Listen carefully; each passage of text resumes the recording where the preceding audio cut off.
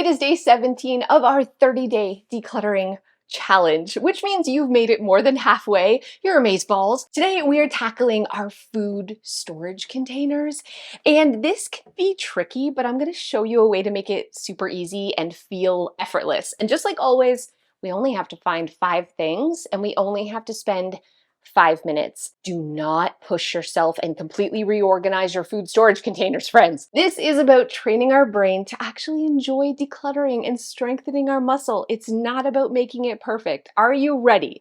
On your mark, get set, let's declutter. Almost every home I've ever been into to help people declutter and organize, they have way too many plastic food storage containers. So I've been like ruthless in my decluttering and we've switched to glass, so I don't have a ton. But I promise you, you probably have too many. So the easiest thing to do is to look at the ones that are like not actually food storage containers. Hear me out. I know it's a perfectly good container, and if you're a family that genuinely puts your leftovers in like old margarine containers and stuff, cool. If you're like my family and my husband, keep them and then put leftovers in them and then put them in the fridge and think it's cottage cheese and never eat the leftovers, it's time to get real with yourself. Also, you don't need more than a few of these. So right off the bat, these are going. I'm not suggesting you have to let this type of stuff go, but it is garbage. Okay, if you're not using it for leftovers and you're hoarding it, it's trash. Please let it go. And then the second thing we can really look at is, do you have containers with like extra lids? Why? It's like socks go into the dryer, disappear, and come out as Tupperware lids. So I have this lid and I have no bottom, and it's redonkulous. And I also have 3 bottoms and only 2 lids. So these are easy, right? We don't have to second guess this. And if you're thinking, well, what if it's in the dishwasher? And what? Take a peek right now. If it's not, it's lost to the world of trolls or something. I don't know where these go, but they go somewhere and they're not staying in your house. We're not keeping this random stuff because everything you keep is work. It's something you have to manage.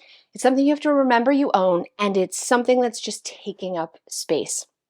I see trash right off the bat, so that can go.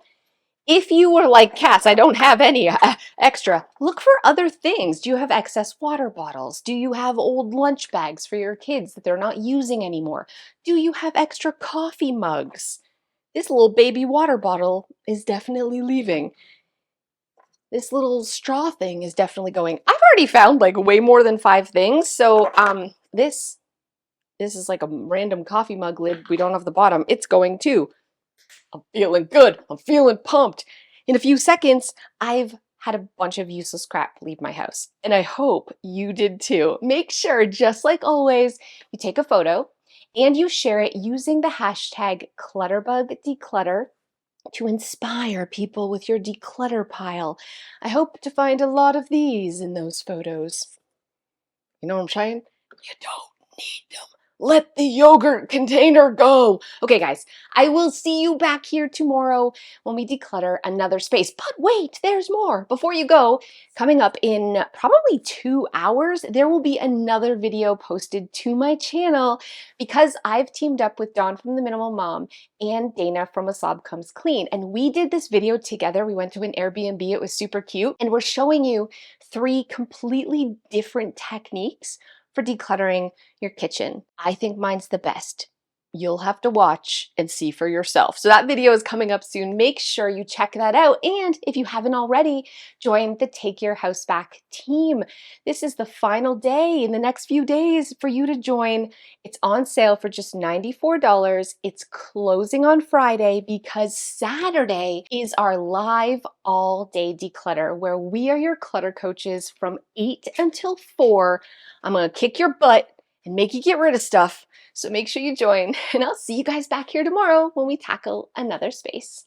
Hey guys, thanks so much for those of you who have stayed to the end. So I want to ask the age-old question of, why do we play this game? I grew up in a house, and I think I have some PTSD, where our fridge was filled with like these type of containers, especially margarine containers, yogurt tubs, except inside was never what you expect.